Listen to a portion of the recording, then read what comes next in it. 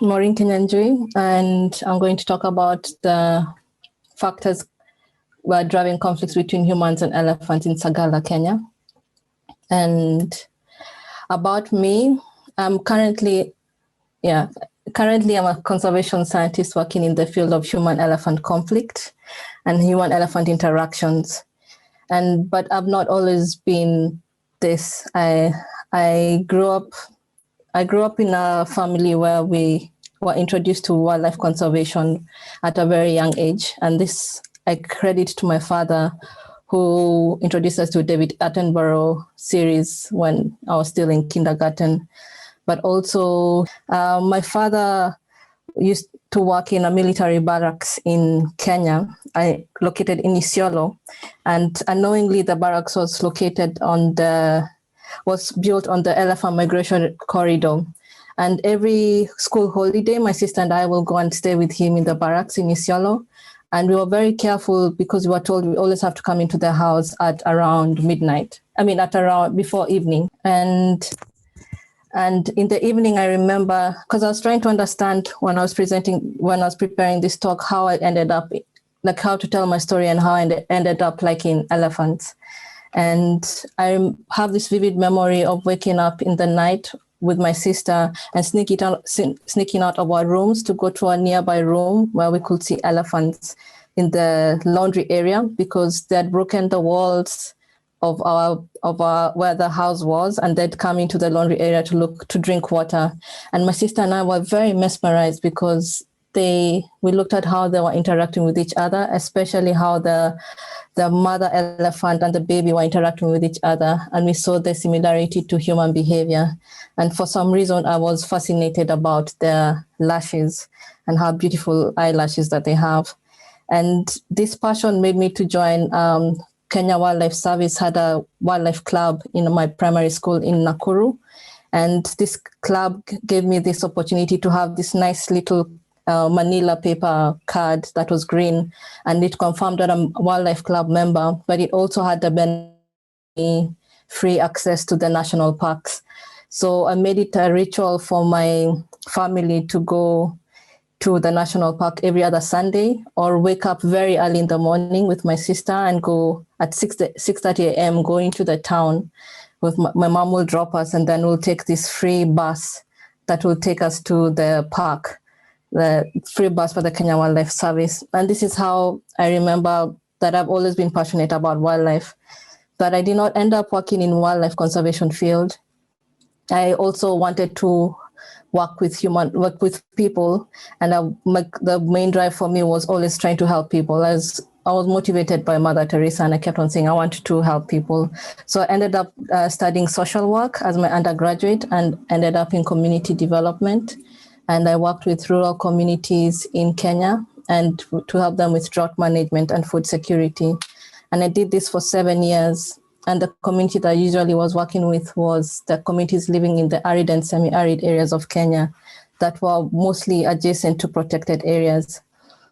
But then the critical point for me was around January 2017, when I woke up at around 3 a.m. in the morning, and I just could not sleep. I was very, like, my family members are here and they can tell I'm a very emotional person, and conflict triggers me. And I feel, and that night I woke up, it's because I could not sleep. I had watched the news, and in the news, it was another story of yet another elephant that had been killed by community members.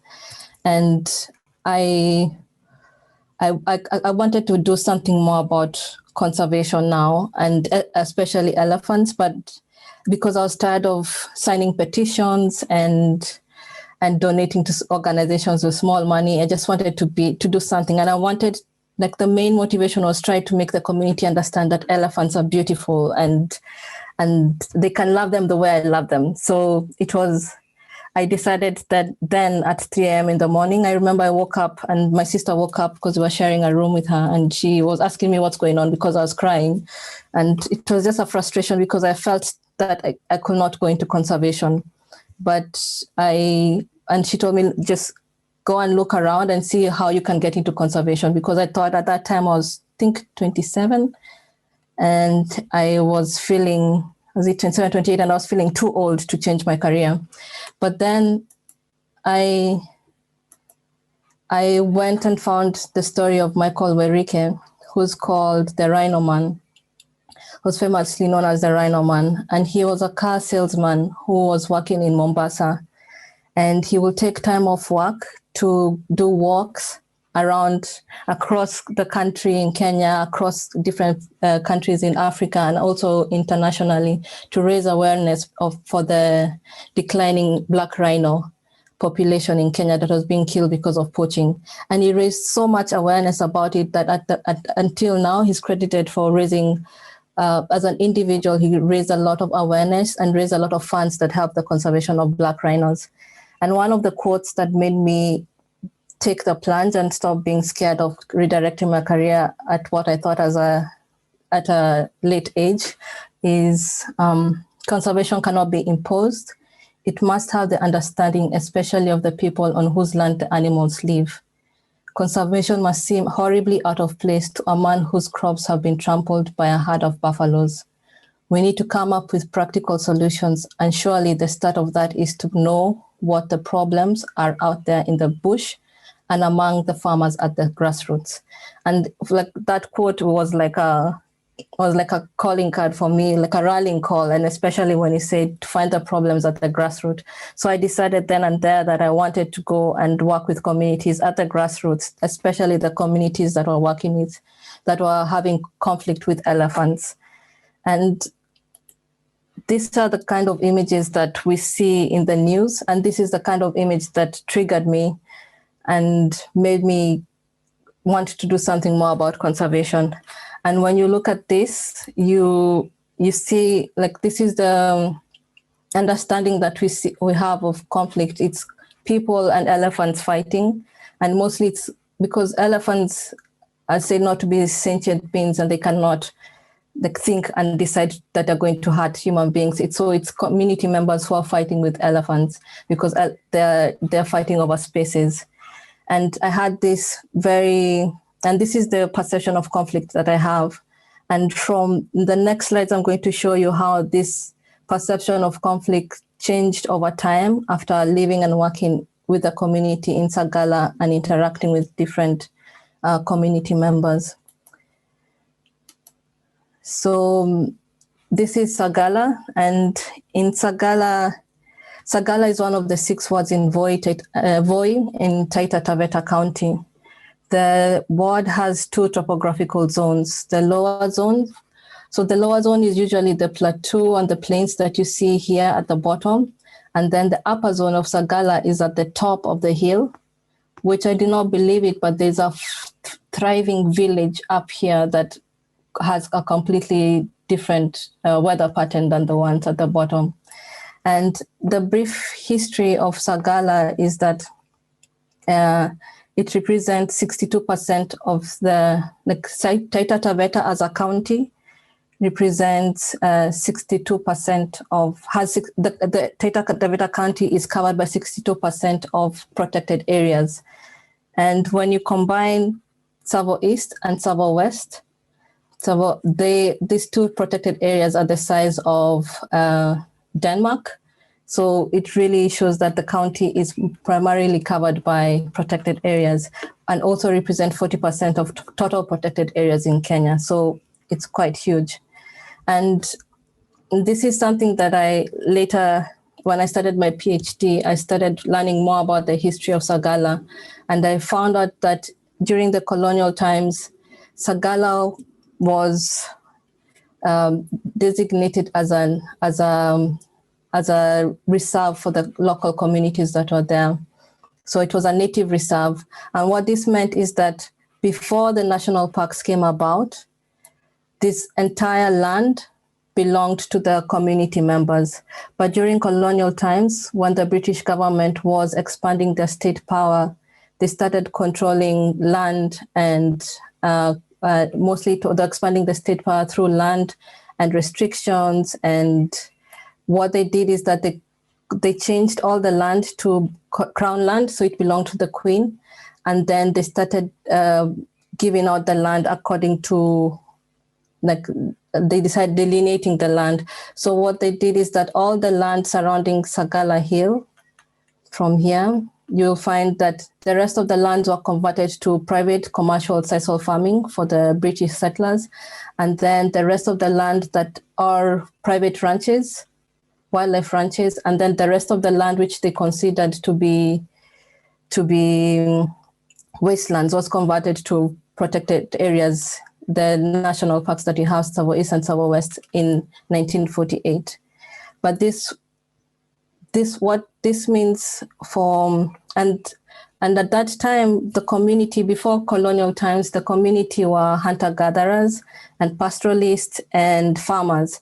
But then they were not settled, they were not having a permanent settlement, lifestyle of permanent settlement, but they were very mobile. So the one researcher said that they were permanently mobile and had a lifestyle of fluidity. And this made them interact with wildlife in a different way because they were not competing or for space or resources, because when there's when there's lack of water in one area, they could fluidly move. But then with the delineation, it means that the community was restricted to the native reserves where the current Sagala is. And the native reserves was delineated to be between 3 kilometers to 5 kilometers from the foot of the hill. From the foot of the hill here to, I think, somewhere around here, that's the community land, and that's where Sagala stays. And when the national parks were created, the elephants were restricted inside the national parks. But then, because it's not fenced, the elephants could move from inside the national parks and into the community areas. But then the community were not allowed to move into the national parks. And I find that research and the previous studies have said that this is when the conflict between humans and elephants started, because during this time, the elephants received protection as the national parks were created, and the communities that were hunter-gatherers at that time who lived in Sagala, in Tsavo East National Park, were evicted because they were seen to be poachers. They were not allowed to kill elephants because they used to kill elephants for their own food and for their own cultural practices. But then they were restricted to do that. But yet at the same time, it was legal for European and British settlers to do sport hunting in the park. But then this kind of policies is what the research says that caused the animosity and the origin of the conflict between the humans and the elephants, because as the elephants became more protected, the community members became more marginalized and separated from the conservation of elephants because they were seen as threats to their conservation. And I find that bit of history very important because it shows the genesis of human-elephant conflict, and it helps put the conflict within a certain context and maybe explain why the communities interact with elephants the way they do. And if I'm very honest, this history of Sagala, I learned it when I started my PhD. And I remember the day that I finished, like I'd read a lot of research about this. And at one point after I'd read this, and one of my supervisors is here, I remember I was talking to them and I've said that I feel a little bit unsettled that I've known this after I've worked in the community for 2 years, because I wish that I'd known this kind of tensions that existed before and the tensions on land that have been there since colonial times, because it will have helped me become more mindful about telling community members about leaving a little bit of land on their farms for elephant migration. Because if I had understood that they lost the entire of this land to be secluded to just 2 to 3 kilometers of their hill where they are now and they can never leave, it makes it makes it, I don't know, it makes the reality of the conflict and understanding the conflict more nuanced for me. So I think I'm rushing ahead of myself. I need to tell you how everything changed over time.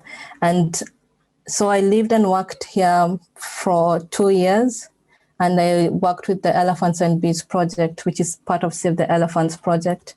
And during this time, I interacted with different community members who, before learning this history, they had already changed how I perceived human-elephant conflict.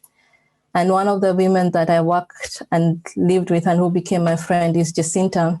And Jacinta is a mom, and she's a mom, she's a widower, and she's a mom of 3 and a widower. And she also is very good and with agriculture and organic agriculture because she's been taught by Victor, and she works at the school kitchen garden. And I have interacted a lot with Jacinta, and I've tried to learn and understand how she navigates life in the community every day. And one of the things that Jacinta told me is that the women in this community have carried the weight of the church, the village, and their household. And this shows, like, with this statement, it explained how I saw the community members, and especially the women, while sitting in the office. You'll see that, and even interacting when walking around in the community, you'll see that the women never sit still. I even one time asked them at what point they take a rest, and I realized that they carry so much on their shoulders. They have to be, if you call for a meeting in the school, you'll find that it's the women who come there. And the fathers who come are like 1 or 2 or 3, and they're the ones who have lost their wives, but it's primarily women. If you go to the church meetings, it's women who are there. If you go to the community meetings, it's women who are there. But the elder community meetings, you'll find more men than the women. And then during the day, when you sit in the office and you see the community members coming into the community hall, it's just women, the same women, but in different groups, composition of groups. And they're meeting, and you can see one woman going from one group to the next group that's under the tree at a different time, to another group that's sitting in a different area in the field. And I realized it's just these microfinance groups that the women have registered themselves in, and they call them chamas. And when I talked to Jacinta, she said that a lot of the women in the community, because of all the burden that they have registered them, and they've registered themselves in this microfinance group because they do not have a source of income, and so they take loans. They take loans from the microfinance group. And what this has done is that the community members are living, like the women especially, are living from loan to loan, and it's because there's increased inflation in the country, and the cost of living has gone so up that they're not able to meet their daily needs. So for Jacinta, for example, she's registered into 5 different loan groups, and she has 5 different loans. And what she says is that, and she's lucky enough as a woman that she's employed by Elephants and Bees. But then even the money that she gets from Elephants and Bees, because it's casual labor and part-time, she cannot be able to fully meet her basic needs. And so she takes a loan from one group to pay a loan in another group. And it just keeps on going round and round like this. And you can tell from the faces of the women when you meet them that these women are just living from hand to mouth. And it's a lot of stress doing this. And the other thing that she said was, and this is a statement that she said, we like wearing nice lassos and head wraps. So this is the lasso. Lasso is what she's wearing here. And then the head wraps, I think you've seen here. So she's told me that the women in the community like wearing nice lassos and head wraps. So I take a loan and buy secondhand clothes for my children and a nice head wrap for myself. When I meet my friends, I will look as smart as them. So in this very complicated life where people are living from hand to mouth, there's still this need to try and keep up appearances, but also try to grow and like improve the situation that you're in. So the women also, they take loans so that they can pay school fees, they can put a new roof on their house. So they change from grass roof to iron sheets roof, and then also to buy food for themselves. But in this situation, they, apart from the people who are employed in casual labor, they depend solely on agriculture to help them meet their basic needs. So when the agriculture is failing because of climate change, their community is receiving lower rainfall patterns. And then, the community is receiving low rainfall. And then when there's low rainfall, they're not able to get agricultural outputs that will help them improve their food security or also have income to help them meet their needs. But then elephants also get into the picture. And then they make the situation even worse for the community. So what I've written here is that who doesn't like nice things? Because in this, when Jacinta told me this, I first thought it was not very relevant to my understanding of the community. But then I realized it's very relevant because it shows that the communities, apart from they're trying to make themselves like have a good life, and it's coming at a cost. But then when you put the elephants in the picture, then the situation and the suffering is exacerbated, and this plays a lot into how they interact with elephants and how they perceive elephants. And what I'm drawing on here is the importance of the importance of emotions. Like when I was talking to Jacinta, and she said that for her, when she sees her neighbor being able to pay school fees, or she sees a neighbor with nice clothes, she also wants the same for herself. And this is because development, and there's social and economic development in the community and around the community. And as human beings, they also try to keep up to date with this. Like they're trying to improve their lives and keep up with the trend that is happening around them. But then when they're not able to do this, they get the feelings of frustration and shame and anger and sadness from their daily lives. And then when elephants get into the picture, they also experience different emotions, which are of fear and dread, because they're not able to move as much as they wanted to. And also because the women feel insecure that the elephants are around. And elephants increase the suffering of the community, and as such, they're seen as a threat to human livelihoods. They raise emotions ranging from fear, anxiety, dread, and anger and frustrations, and often elephants bear the brunt of these frustrations. So most of the times, and most of the research that I've seen and I've read, we look at attitudes and the behaviors of people, and I think that we need to also look at emotions, because emotions help people build their world views and how they understand their world and their perception. And then emotions also make them it helps them also with how they interact and how they value their land. And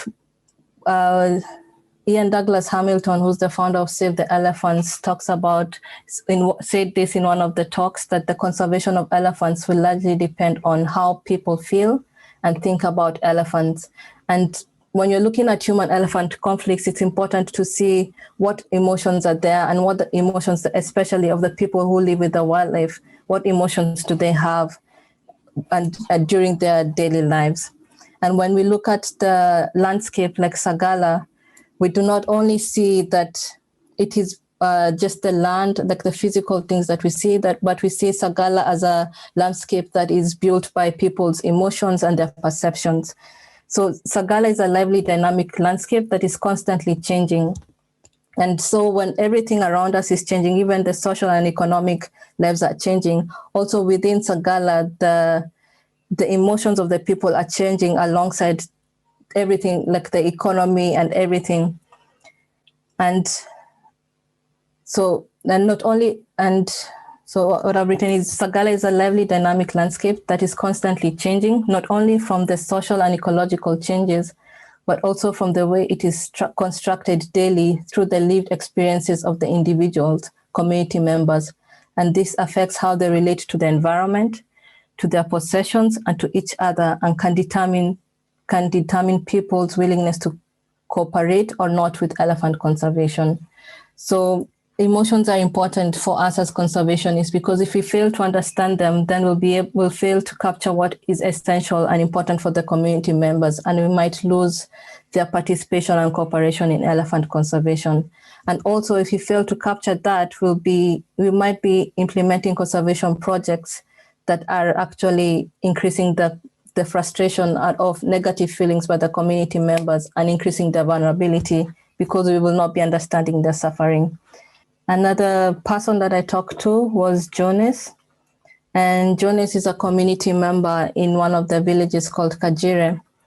And for Jonas's story, he highlighted the importance of understanding the changes in the ecological environment. And what he said was, we do not have cash crops like chilies or cassavas that we had in the past. These days, charcoal is the cash crop. And Jonas took me through, like when he was sharing his story, he told me how in the past Kajire was known as, Kajire was known for selling or growing cassava. And it was a village for where you can always get cassava. And they used to sell the cassava in big towns around the coast of Kenya. But then over time, because of climate change, they are no longer able to sell or grow these crops. And on top of that, these ecological changes have influenced the community livelihoods like that. And also, he also talked about the rapid infrastructural developments, which are also happening around them, and they're influencing the community livelihoods. So what community members do when everything around them is changing, they have to adapt to the changes. And they've built this kind of resilience among themselves that will make them adapt to the changes, especially these increased periods of drought, and also with elephants coming into the community area. And for example, what we see here is Jonas holding his noise machine gun, and he designed this to chase away elephants from his farm, which is very effective. And when talking to the community members, I realized that for Jonas, especially in Kajire, there are 10 farms that are now remaining near the boundary between the forest and the community areas. And each of the 10 households, the community members have a different way that they've come to develop over the years to chase away the elephants. They're adapting to the elephants. And also they also know what elephants are crop-breeding elephants, and they can tell them apart, and they can tell their characteristics, and they even have named them. And for each elephant, they know what you can use to chase them. And I found this intriguing because when you're looking at conservation, the literature that is there and the ways that we seek to understand or mitigate conservation effort the lived experiences of the community members is not very clear and does not contribute to understanding of the knowledge. But what we see is that community members over the years have learned to live with the wildlife and adapted with them, and have created their own understanding and knowledges that can be used for conservation methods. And also elephant conflict mitigation methods. And also what Jonas told me is that as the community members are adapting and they're changing to the climate change and to the environmental changes that are happening, the elephants are also doing the same. And so what happens is that for the community members, there are many farms that were living, there are many households and people that were living near the boundary between the elephants and the forest. But then because of the rainfall change patterns, the rain is only found between 500 meters from the foot of the hill. So what community members have done, except the 10 people who have decided to remain, is that they're moved inwards, further into the community areas and closer to the field and closer to the hills. And what elephants are doing now, because they've realized there's water closer to the hills and there's crops still there, the elephants are moving closer to the community members. And it just shows how heightened this human-elephant conflict situation is becoming, because everyone is struggling to get water, to get food, and to adapt to climate change. But at the same time, elephants are doing the same. And they're also and where the human beings are going to get water is where elephants are going to get water and food. And this increases the situation of the conflict. So what Jonas told me is that nowadays Sagala has become the new Tsavo East, as elephants are unable to cross to Tsavo East from.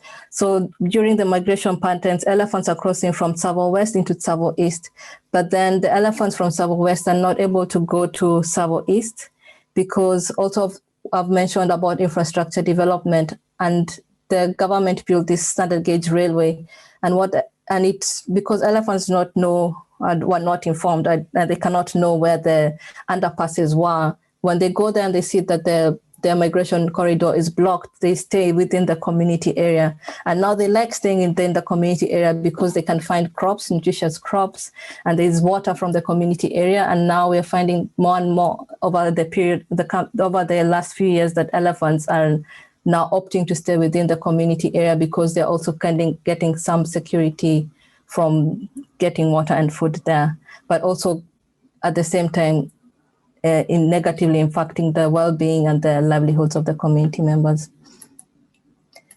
And lastly, what Jonas told me is we are not totally responsible for the weather changing, but we bear the cost of it.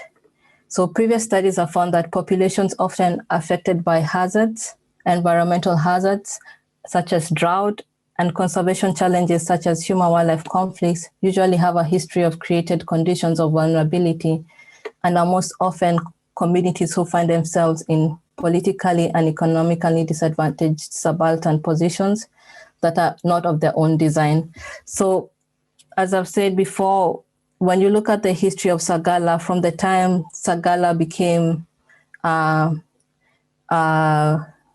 the time the Sagala became a reserve for the communities that were living there, it kind of started the creation of the vulnerability and marginalization, marginalization and exclusion from taking part in conservation efforts, because they were now looked at as they were now viewed as the people who are threatening the elephant conservation, but also it created the vulnerability, because when you look at this, and this is what I came to realize, is the community is growing and the population is growing. And normally when population grow, they spread.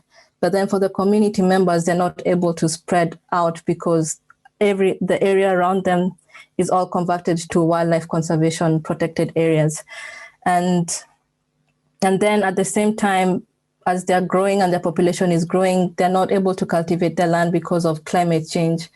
And when you think about this, that they're dependent, that their major source of income is agriculture, and they're not able to do it, then it increases their vulnerability to other shocks like health shocks and economic shocks. And even when drought comes, they're not able to sustain themselves because they've just been, like the system keeps on now reproducing the vulnerabilities for themselves, for them. So when you're looking at conflict, you see that the communities that are in these positions are bearing the cost for most of the factors that are happening outside themselves, and they're not directly responsible for them. And even for climate change, the communities like this are bearing the major cost of climate change. Yet when you look at the main causes of climate change, it's mostly from the developed countries where we have a lot of pollutions and this consumerist culture. And so in summary, like going through those experiences and learning how the community is interacting and the different emotions that they go through and the suffering that they experience, I realized that what I had initially thought conflict was this just human beings and elephants like fighting because of encroachment was not it's just the face of the conflict. And when we see like crop raiding incidents or crop raiding news, it's just the surface. It's just the surface of the conflict. Human wildlife conflict is very complex, and when you zoom in, to unpack the complexity of the conflict, we need to look at them through a lens where when we zoom in, we see this, but when we zoom out and we try to understand what is causing the conflict, we see, for example, that the community that herded the elephant into the river after he ate their crops, this is not just the conflict. When we zoom out, we get to understand that events of crop raiding, as what we have seen before, is not what precipitated the conflict, but there are underlying deep-rooted social issues that have been addressed, have not been addressed. So this diagram, I developed it after I talked to the community members through focus group discussions. And for me, I was actually quite shocked that I had not been able to piece together different factors that are happening within the community and how it all related to, it all related to elephant conflicts in the area. And this is a diagram that I extracted from that system that I created, and it shows that when this is explained by the women in the community, that when there's low rainfall, then the community experiences poor agricultural yields, which leads to food insecurity and also leads to loss of income and livelihoods. And what I haven't shown here is that the women say that when the husbands or the men in the community are not able to work on the farm because of low rainfall, or when there's rainfall and there's food, there's elephants. So there's nothing to work on the farm. And a lot of people have abandoned agriculture. They become alcoholics, and that is leading to a lot of breaking down of the family structure within Sagala. But also it increases frustration and intolerance, these emotions that I was talking about. And even in the absence of crop raiding, like the events that we always see, like the crop raiding event, even in the absence of that, elephants still become a target because these emotions have been pent up and have been building up, and elephants become the object of frustration because they represent to the community this power dynamics where elephants are, as the community say, that elephants have received protection and they have not, or elephants have been given more favor by the government structures and they haven't. So the community, and it can be because of these feelings that they have, and the elephants always get the brunt of this violence. And one of the examples I wanted to share was that in this year alone, between January and March, we had 3 elephants that were killed by the community members. They were poisoned. But then when I talked to my friends Victor and Esther on the ground, I asked them what was going on. There was no crop raiding. The elephants were not going into the farms to eat crops. They were just passing by, as they all often do. But then the community members are still angry because at that point this year what they told me is that they have total failure, crop failure, because there's no rainfall. So even if elephants are not causing any damage, the people still don't want to see them around because they represent something, and they're a cause of tension, the increasing tensions and emotions, because this just exacerbates the suffering and the already complex situation that is there. And then I wanted to talk about human-elephant conflict. Is like most environmental conflicts is a social conflict. So a lot of people have talked about human-elephant conflict not being just between humans and elephants, but I hope that until now you understand that human-elephant conflict is mostly conflicts between humans themselves, and it's over the values that they have and emotions that they attach to the elephants and to the environment. So it is a social conflict, and it is mostly driven by social tensions, underlying social tensions that are not addressed. And human-elephant conflict, it's social conflict characterized by unequal access to natural resources, and then the unequal distribution of benefits and costs. So in this community, you can see from what I understood is that they are the ones who are receiving the cost of living with wildlife. But then it was for people like me who was living in Nairobi and going to national parks, I was the one who's getting the benefits. And this kind of social tensions are the ones that are contributing to the conflict.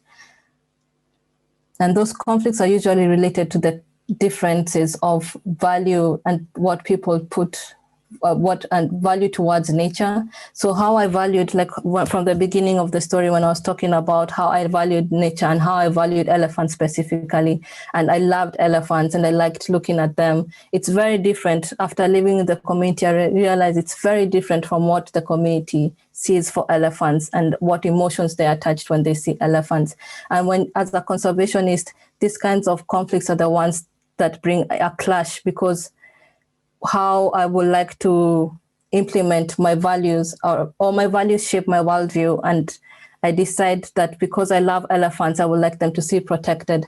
But then the community members do not like elephants and they see them as a threat and they do not want them to get protected. So we find ourselves always in a conflict, and these social tensions are the ones that are always exacerbating the conflict. And it is important when we're thinking about human-elephant conflict, we always try and see beyond and below the surface what kinds of emotions are there and what social tensions are existing.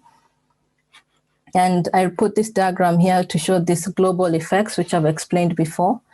And I come to the summary for what I've learned over my few years of working and living in Sagala, is that when you're thinking about conflict and between humans and elephants, the people's and elephant needs should be integrated, and that we need to decrease the cost and increase the benefits of living with elephants. So we need to make the benefits, if conflict is being driven by unequal access to natural resources and unequal sharing of benefits and costs, we need to make sure that we increase the benefits of living with elephants for the communities that actually are sharing spaces with them.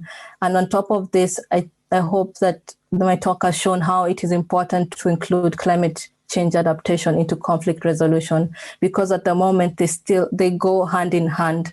And when climate change continually affects the community members, it also affects elephants. But then at the same time, it increases the tensions and the conflicts between the humans and the elephants, because it makes the fight or the struggle to share the natural resources very, very difficult. And then fourthly, local communities need to be agents and actors in conservation efforts. From the beginning, like when I was talking about the history of Sagala, when the community members were seen as threats to elephant conservation, they were separated from elephant conservation efforts. And even when you're talking about conflict, you talk about inclusion and exclusion, and whose values and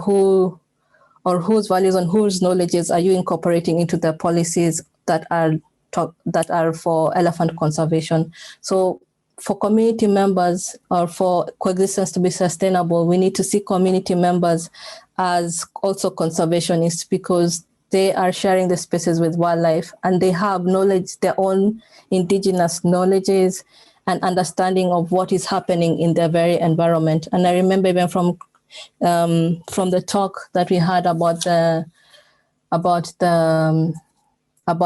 Bushmen, it's different ways of knowing and understanding, and we need to also be able to tap into that. And this can only happen when you see the community members as agents and actors in their own right. And then we need systematic transformation to foster justice and coexistence efforts, so that when you're designing policies for human-elephant coexistence and and climate adaptation, that the community members are not the ones who are unequally bearing the cost of all this. And so the next part, I'm going to quickly talk about what I did, because after this understanding that the community members, of this understanding of what the lived experiences of community members, I decided to do something about it, because I realized that I cannot talk to a community member about elephant conservation when they're not able to put food on their table. There's no way that can happen, and there's no way that person can ever look at me like someone who is caring for them. So what I did is I decided to have a short proposal and on how can help the community. And I reached out to the National Drought Management Authority, where I met Beldina, and we were able to write a proposal together, and it was funded by the European Union. And we started a project called the Sagala Integrated Livelihood Project. It's a partnership within the National Drought Management Authority and Save the Elephants.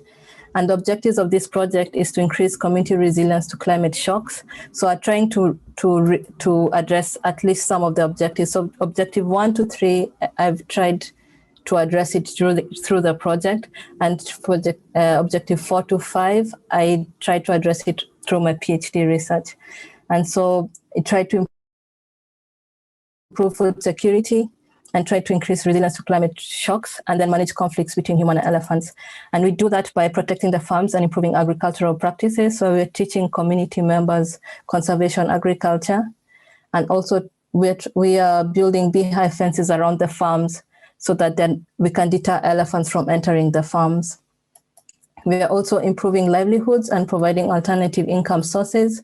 So through honey from the beehive fences, we are trying to make the community grow crops that are not palatable or the elephants do not like these crops. And those are chilies and sunflowers, which they can be able to sell and which can be able to withstand drought. And then the chicken. And another initiative that I started while in the community is promotion of women eco-enterprises. So we initiated a project where we started a women enterprise center, where we're trying to make sure that the women can now stop living on a negative basis, because they're always living in loans, and they start cutting trees and selling it for charcoal so that they can be able to get income, because they are not able to work on the farms anymore. And we're trying to train them on different skills so that they can be able to make money and get an income for their household. And this is me on the left, working with the community members, and we started celebrating Women's Day. And then on the right, it's my friend Esther, who's also on the call, who's now managing the project, and he's helping the community learn skills like the making baskets and making these beautiful bags you see at the back.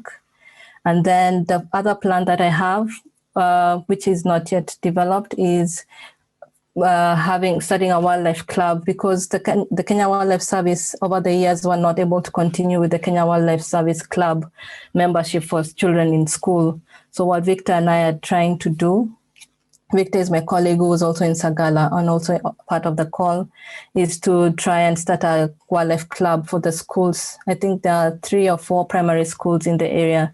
So we want to start dialogue with the Kenya Wildlife Service and see how we can be able to get the school kids to be going to the park, because most of them have never been in the park, which is like 1 kilometer away from them. But they have this perception of elephants as a negative perception of elephants. And hopefully when they start going to the park, they'll be able to see another side of elephants.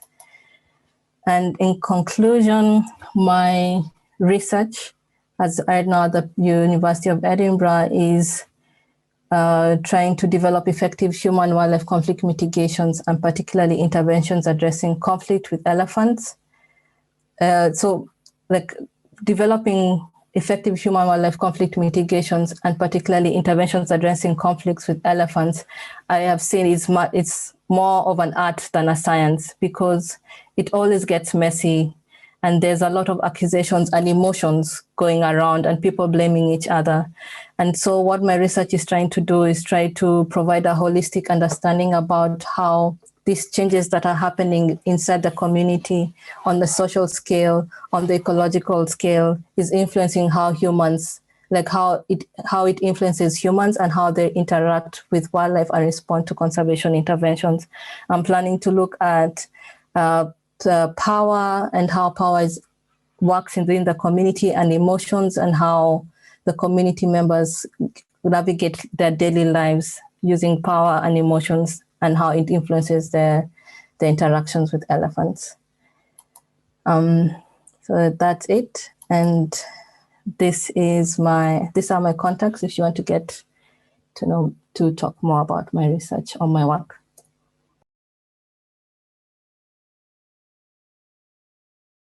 Maureen, thank you so much. Look, we all have probably dealt with a lot of human-elephant conflict in the past. And I have to say that the fact that you are addressing the community's emotions to me was something that was very significant and very interesting. And I'm just wondering that whether or not it's something that can be translated into a broader audience. I mean, it seems like it was very community specific.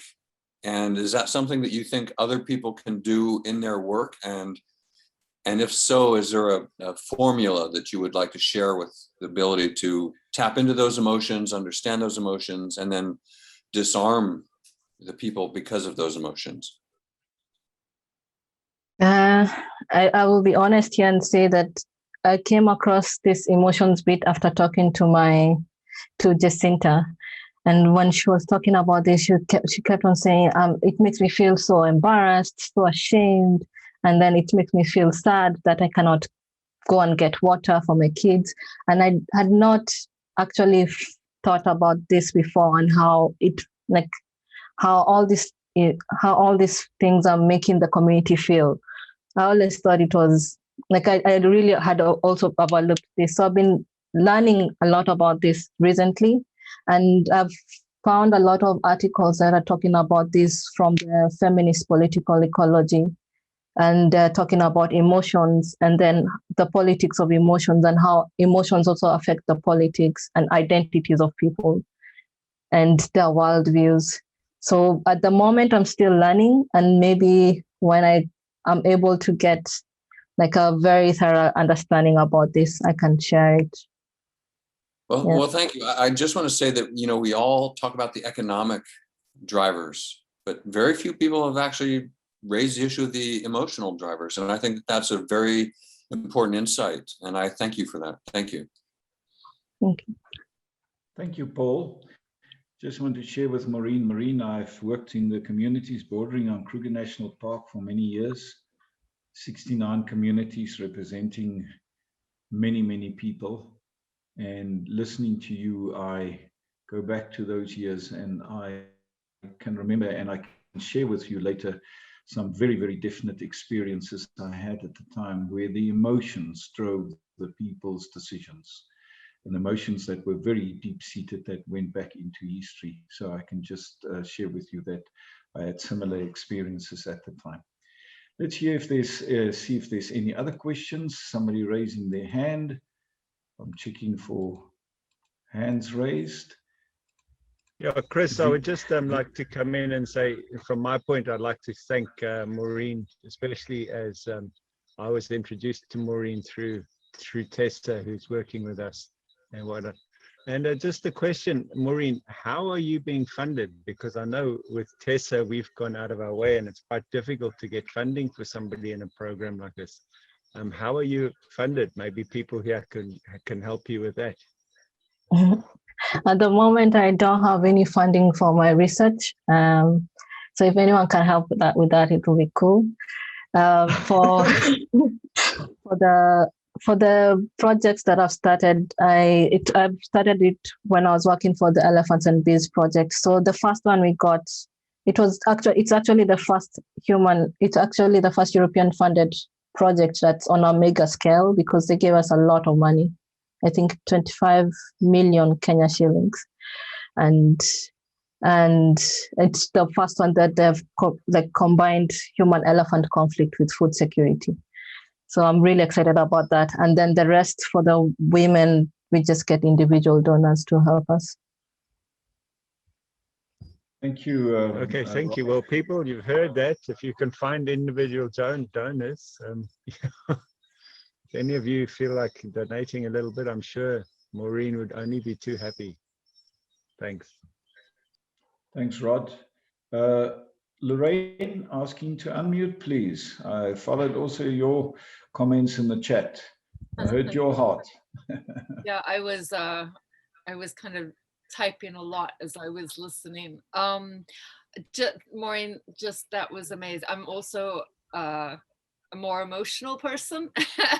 I lived on the edge of Nairobi National Park for a couple of years, and so I saw firsthand you know, lions killing people's livestock, and then them retaliating by killing the lions, you know, getting all their dogs together and, you know, hunting the lions down.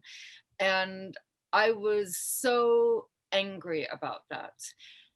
And then I lost a dog to a leopard.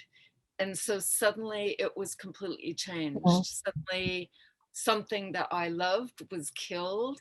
And my, you know, and I love animals. I wanted every single predator in that park dead. I couldn't believe my reaction. So I thank you for bringing this to the surface, because this is so important.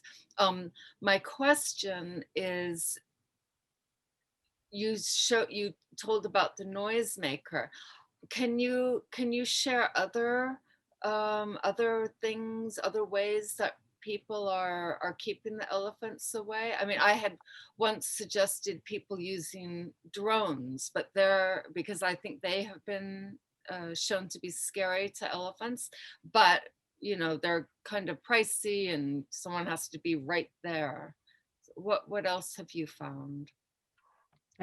What, like, from what I learned from the 10 farmers who decided not to move, one of them told me that he uses this just a normal torch, but he has a system for the torch, and it depends with the elephant, the most notorious elephant.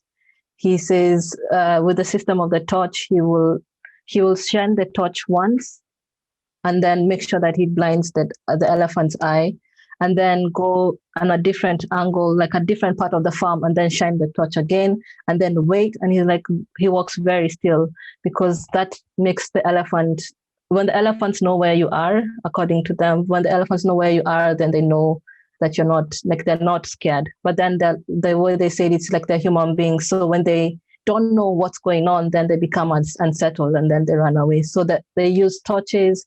And then there's one who has he lights a fire, and then it's like a cloth that he's put, and then there's a fire at the end, but then he just propels it like this at different points of the farm to scare the elephants. And then there's one who uses a chili bomb. So I think we've heard of chili bombs, where he just mixes the dung of the elephants, because elephants don't like the smell of their dung, and puts a lot of chili on it, and then he lights it. And then before elephants come, he starts throwing them in the direction the elephants are coming from. And yeah, what else have I learned? And then there's just the normal banging of the pots that they use. Mm-hmm.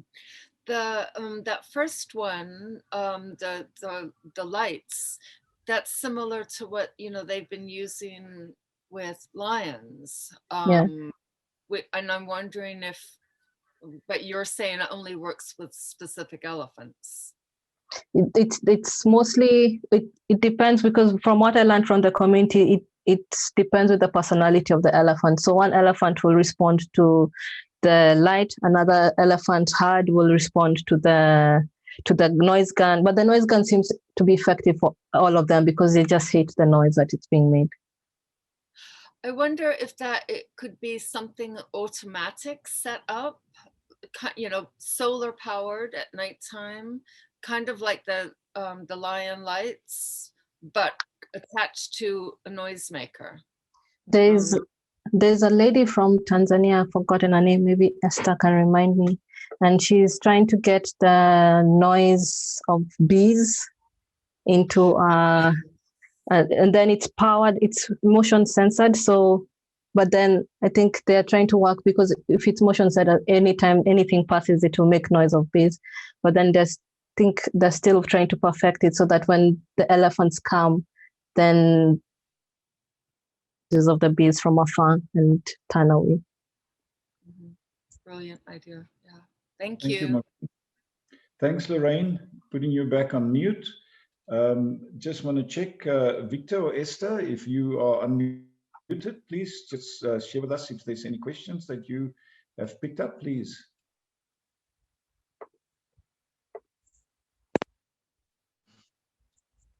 Hello, everyone, and Thanks, Maureen, for the wonderful talk. It has been amazing. So the question was asked by Lorraine was she has heard about women. So she was asking, where are men in this community? So men are there, but most of the responsibilities now, the women have now taken them. So what I can say is majority of men here are drunkards, and every money they receive, they could go and buy the alcohol. So that is why you are seeing now the women have now stepped up and doing everything they need so that they can improve their lives. But men are there, but they are not working anymore. Thanks, Victor. Another complicating factor added into the biggest system, and it complicates it even more. Anything else, Victor or Esther? I'm just going to check. I'm not sure if Hella Linkmeyer is trying to raise her hand. Hella, I'm going to ask to unmute, and then you can come in, please. And then after that is Justine and Gweli. Yes, sorry. Yes, hello. Am I unmuted? You are. Yeah. Yeah, fine. I can hear you, Ella. Thank you for this wonderful talk with so many insights. I find it very impressive, and you very impressive as a single person and a woman as that. You understood the problems that this community, and especially the women have, and from seemingly insoluble conflict between humans and animals, you seem to have come out with a solution by strengthening the position of the women and the economical situation of this community. And this seems to be a way forward. This is simply wonderful, I want to say. Thank you. Oh, thank you very much. Ella, thank you. Putting you back on mute. I just want to ask, before I go to the next questions, I want to ask Johan Fortwegen to unmute, please, and put on his screen. Come onto the screen, Johan. Where are you? Have we unmuted Johan? He just jumped as I wanted to unmute him. And that is in response to Hella's comment. If you can unmute him, please, Maret. I'm not picking him up. I think I'm on mute now, yeah. Are you unmuted? And are you on screen? I think I should be, yeah. Yeah. Yeah, now I can see you. Ladies and gentlemen, my understanding is that that's the partner of Maureen. Yeah. And the only thing I want to say, you one lucky guy. I'm putting you back on mute. No more, nothing more for you to say. You're like young, very lucky guy. Okay, unmute Justine. Justine, please come in. Hi there. That was brilliant. Yeah, honestly, Maureen, that was a fantastic talk. And I think that it's a talk that a lot of people need to hear, because especially in the West, there's a very uniform view of how wildlife conflict occurs. And they always side with the animals. They never side with the people. And there's so many nuances within people and their emotions, that level of complexity and nuance, I think it needs to be voiced more aggressively, for want of another way of saying it, or more forcefully out there, because it's not a view that a lot of people have. The question I have for you is, how do you find that you can change people's emotions? Because it's almost a generational thing. It's almost where they're, every day has been so hard. You're asking them, because you're there trying to work with them, trying to help them, to change their perspective. What have you found that's actually worked? I think even because that's the idea that I had, that when I started conservation, that I wanted to change their perspective. And then I realized that I cannot change the perspective, because I cannot go and tell them that you need to love elephants. But what I can do is find a way that will release the tensions that they have and what they're focusing on mostly, so that they can be in a position mentally and emotionally to start engaging with me about wildlife. So that's the approach that I took, and that's why I thought, if they're not able to grow crops, let's us find a way to help them grow crops when there's like in drought situations. And if they're not able to make money, find a way that we can have alternative incomes, that they can be able to stop living in this. It's like what they say, it's a rat race, and you just see the women just panicking and going around everywhere. But then since they started getting income from their baskets, from selling these clothes, you see that they decide, okay, I'm going to drop one loan and one group that will give me a loan, and then they start having these meetings where they're meeting to to knit or make the baskets together. And at that time, it's not about looking for money or just trying to survive. They're just talking, and it's now we're creating spaces where they can just breathe. And in those spaces, it's easier for you to start talking to them about the environment or elephants. But then I find that elephants topic is so emotive at the moment that you need to go around it for a bit until the community is ready to start talking about it, when elephants are not such a threat as they are at the moment. Yeah, that's fantastic. That's fantastic. And have you found a way to get sort of their baskets and handiwork sort of sold internationally, or are you just looking at local markets? So the basket is, I think Esther, where's Esther? Oh, sure. Yes. Esther can answer that because now she's the one who's managing the project. Yes, the baskets are bought by Hadithi. It's an organization that they have a market international. So it's like they just order or they request the women to make baskets in large amounts, and then they come and collect them, and then they export them. So it's for the baskets, we've already found a market, but for the bags, the sewn products, we still, because that project started recently when there was COVID, we've not been able to get an international market yet, but we're trying to like stabilize our local market first, and then we can reach out to the international. That's fantastic. That's really amazing. Thank you, Esther. Thank you, Justine. Thank you. Help me with your name, Guilu? You got it the first time there. It's, Gwili. Gwili. Thank you. Yeah, thanks, Maureen. That was a really good talk. I've got a question. I'm trying to make it as nice as possible. I just wondered, in terms of the conflict between people and elephants, have you ever tried, or have other people tried to sort of compare it to the other issues that people have? Like, I just wanted saying, for the community, the conflict with elephants is as big a concern to them as, many other things, although there's overlap. I just wondered if sort of that was something you'd thought of doing, if that makes sense. It's interesting that you mentioned that, because I was trying to find, when you talk to the community members, I did this focus group discussion before I started the PhD. I was just going to bid farewell to the community members. And during this meeting, we were trying to tell them to rank the problems that they have. So if they were given money, where do the elephants fit in? And the elephants were coming in third, and some community, some groups are not even mentioning elephants because they have more pressing needs. Like the first one is water.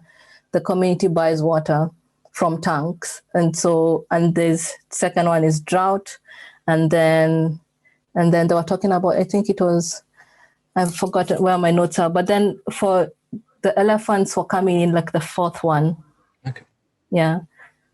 But then you see, when I keep on going back to emotions, I think I'm very excited about it. But then when you look at the emotions and what strongly influences them and their decision making, it's all these things. But then the elephants just brings out rage. And I think when you look at psychology, these negative emotions kind of overwhelmed you. So when the elephants bring out anger and frustration and rage, they become like the central thing, even if it's not actually what is the first three things that are bothering, like they're oppressing them. Okay, that's really interesting. Thanks. Yeah, because I was just wondering with the the research into how biodiversity affects people's like mental health and well-being, and obviously it's very Western orientated at the moment. There's not much research in the, in the global South, whatever you want to call it. But yeah, obviously elephants, there are positive well-being implications for almost everyone, and then a lot of people also have negative ones. And I just wonder if there's like methods to. Oh. But, yeah, thank you. Thank you, Guido. Caroline, I'm asking you to unmute, please. Okay, so I want to say a big thank you to Maureen for the talk. There's a lot I think Kenyans need to know. I don't think Kenyans understand why there is a human wildlife conflict, especially with the elephants. So I think, Maureen, we have a big job of communicating about these issues.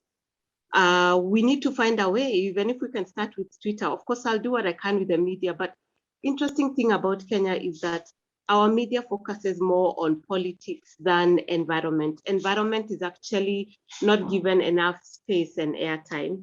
So I think, Maureen, we need to shout a bit more about what you're doing. And I'm really proud of your achievements, and I'm ready to support you in any way. We can be doing tweets and things like that, and share this information with my fellow journalists. I feel you, and every time I speak to you, I feel like we have a job to do to enlighten our community and our country on this kind of conflict and what we can do to save our elephants and all the other animals, like they have done with the lions. So thank you, Maureen. I think you're doing a good job. We're proud of you. Thank you. Thank you. Thank you, Caroline. Adding another woman to the band of women seems to be doing the work and making the difference. Wonderful.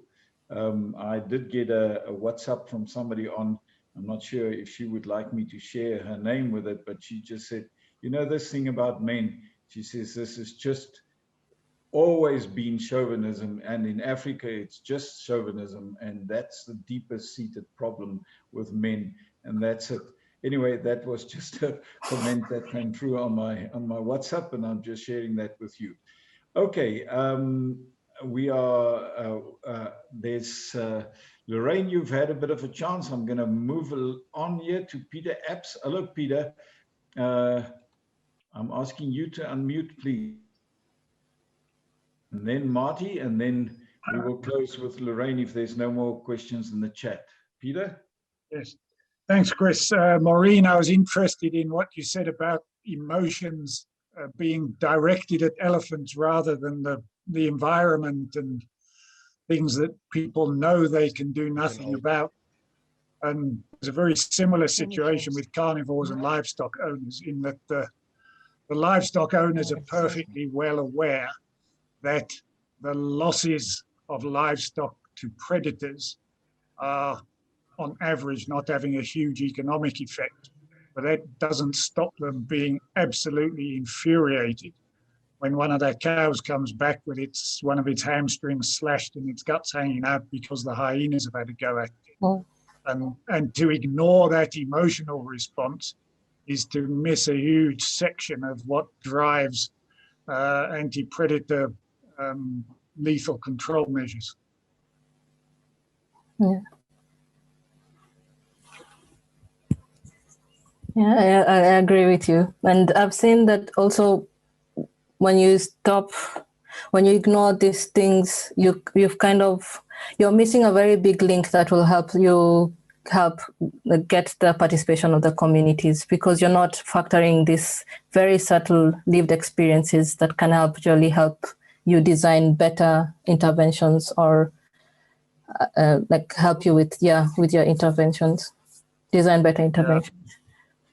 And I think the point that a lot of schemes miss is that you can't pay people to be happy.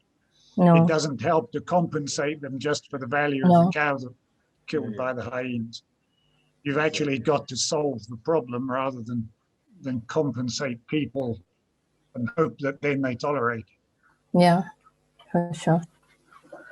Absolutely agreed, Peter. Thanks also for that input. Maureen. Thanks, Chris. I just want to ask Pippa Haroff, and then I'm to Marty and Lorraine. Pippa, I'm not sure if you wanted to be unmuted, because I saw your hand, but was sort of waving. Pippa, if you want to come in. No, it seems that she. Yes, There you please. are. Hello, Yeah. Pippa. Hello. Thanks very much. A wonderful presentation, Maureen. There were two things that you didn't seem to touch on. That was poaching and whether people are killed by the elephants, or because I got the feeling that the elephants and the people are sort of habituated to each other in terms of elephants attacking people. Yeah, sorry, I didn't get your question. You didn't mention that there's any poaching, or whether elephants actually kill the people. Yeah. At the moment, because I confirmed this with one of my friends who works at the Kenya Wildlife Service in Tsavo, and he says that at the moment the poaching levels have drastically gone down, and I think it's because of all the anti-poaching efforts that are going around in Kenya. But then what is happening is that we are having now increasing human-elephant conflict incidents. And these human-elephant conflict incidents have now outnumbered the poaching incidents. And then, yeah, if elephants kill people, yes, they do kill people. And even the person I talked to, Jonas, he told me that his cousin was killed by elephants. And we have people who were working in the team who's like one lady whose mother was killed by an elephant. And yeah, the elephants also kill people in the community. Thanks, Pippa. Thanks, Maureen. Lorraine, second last question, then Marty can close with questions, except if there's anything else coming from Victor or Esther. Lorraine, you're unmuted. Okay, Marty was actually ahead of me, but that's okay. I'll step in. Okay, so back to the men thing. Sorry.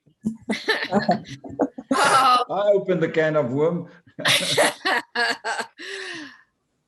Okay, I'm thinking like Gorongosa, where they have an area that does separate, the wildlife from the, a very loose area. And I'm trying to remember if they have a really good role for men in Gorongosa. Because I remember when I lived in Kenya, that was a big thing that I heard all the time. It's like, oh, the men just, get drunk, as I think Victor said, and that's where all the money goes. And I think what you're doing, Maureen, as I've said, is absolutely fabulous. But again, why are the men or why are the women having to do yet more work by doing the baskets and the selling? There must be something that the men can do to replace the old roles that they had of, being the warrior types, because I think that's part of the anger is that, they have all these strong emotions that used to go towards being warriors, and now what do they have to do? What's their role? This is my frustration. It's not, I don't know if it's a question or a, what do other projects do?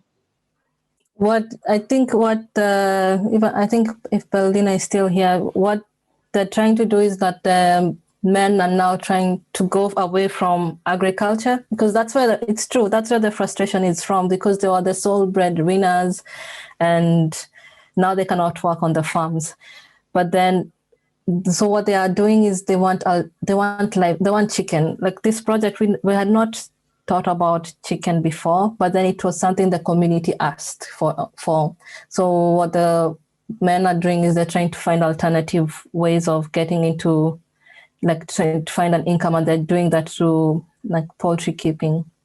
And they had a plan. When I was talking to them, they had a plan. They're like, we'll have chickens and we'll sell chickens enough, and then when we'll be able to get chickens, then we can get goats, and then when we get goats, then we can get a cow, and then the cow will give us milk and stuff. But then it seems like that's the way that they're going. But then most of them, what I was told is that they're leaving the Sagala to look for casual labor outside, because even they're not able to get the jobs there. But then also the big problem is that a lot of these people, like the generation who are my age and older, most of them are not educated. And so, especially the ones who are much older, so they lack the skills to get outside the city. I mean, to get outside Sagala. And so they just kind of try to find odd jobs within the community because they don't have like masonry skills to go outside the villages. Thanks, Maureen.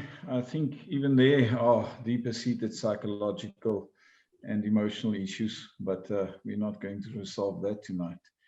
But in any deep emotional, in a reaction like that, there's a deep-seated emotional reason. It's part of it. But let's not go into that debate, Liesel van As. Thank you. Marty Jasper, amazing. When we started, Maureen, you said the biggest audience you ever had was something like 28 people. At this stage, there's still 67 people listening to you. It's incredible and wonderful. All right, Marty van As, and Johan Fort-Wengel. At the end, I'm going to ask you to please do the final thank you to Maureen. All right, so you can start writing down your notes, please. Okay, where's Marty? He now disappeared. I lost Marty. He's been waiting too long. And he said, no, I'm one of the men I'm offended now. Marty, where are you? Yeah, I'll take it as an honor to go last. Thank you, Maureen, for your very informative and, just again revealed the whole multi-layered context that you're dealing with, from colonial issues to climate change, which is ever developing. So it's not a simple thing. And at times I could hear the conflict in your own person, your love for the animals, your compassion for the community, and in essence, you were almost sounding in some stages torn, but you've actually pushed through and you've managed to find solutions, which I'm really, really encouraged about. And I just want to thank you for that determination, and actually wish you all the best for your continued studies and research. And I just pray that you find solutions to these problems. The question that I had is, and I know it's not a silver bullet, but the whole project of the bees and the elephants, it was mentioned a number of times, but is it actually a possible solution for every farmer to have his entire farm surrounded by bees, or is that just give us some more background as to its successes, and would it be more successful if it was more deployed in more areas? What we're doing at the moment is it's not possible to go around because the farms, they have 5-acre farms. So what we're doing is that we're trying to farm around 1 acre. So it's also easier for the farmers when there's no rainfall to be able to find a drip irrigation system within the 1 acre of the farm. And also, I'm not sure, because I remember there's a bee scientist who came and he told us that it's also not possible to give every farmer beehive fences because there are limited number of bees because also of the drought. But then there's a maximum number of bees that you can have over one area. But I'm not sure if I've answered your question. Maybe Victor and Esther can help me with that. But then on the second question about the effectiveness, we find that if the beehive fences are effective in deterring elephants from coming in, especially if there's a good season and there's bee occupation in the hives. Because sometimes when there's drought, the bees leave and go find areas where they can find water.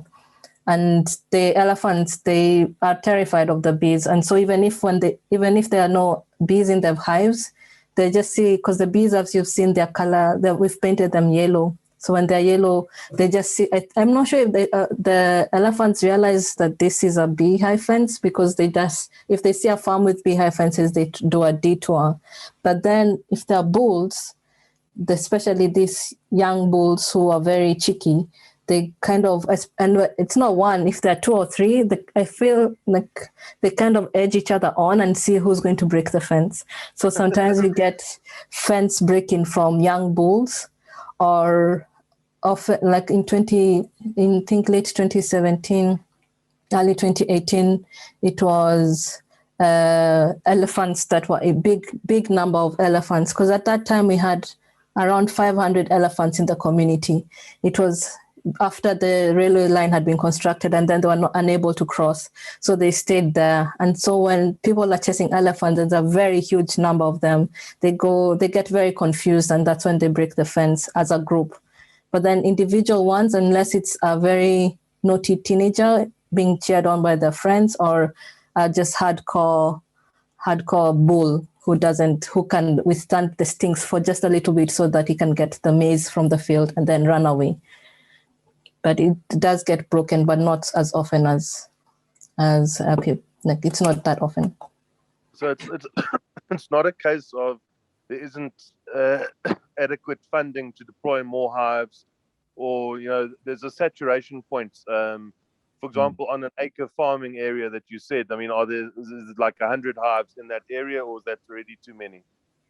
I think, Victor, do you know how many beehive fences do we have in 1 acre? Not sure if Victor is there. Victor, if you can come in. I think I would say in 240 meters, we have like 15 hives. So like the farms that we support, they have like 15 hives per farm, and that's almost an acre. And we alternate them with the dummy hive, so it's just like a plywood that mimics a beehive, so to reduce the cost. Yeah. And the people are actually able to make some sort of a subsistence living out of the gathering of the honey and whatever, because I've heard of it before, and it just sounds like a really great win-win sort of situation under the circumstances. Yeah. Sorry, Maureen, Esther. go ahead. No, you go. Yeah, there is that they sometimes it depends on the season, really. Like when you have good amount of rain, good number of flowering plants, and the occupations go high, and those bees stay there for a long time. That's when the farmers will get so much honey. Sometimes they don't, sometimes they do, but they do benefit from it, from that honey, for sure. Okay, thank you. Just to add on the beehive fences. Yes. Yeah, just to add on the beehive fences. Yeah, there is something I wanted to add. Is that when we are fencing those farms, we usually look at those farmers who border the ranch, because we have the private ranches within. So we look at those farmers, and we put a fence of 1 acre, because we cannot put for every farmer because the fence is very expensive. So by doing that, we usually protect the elephants from moving to the other side now. So that is the data that we usually use.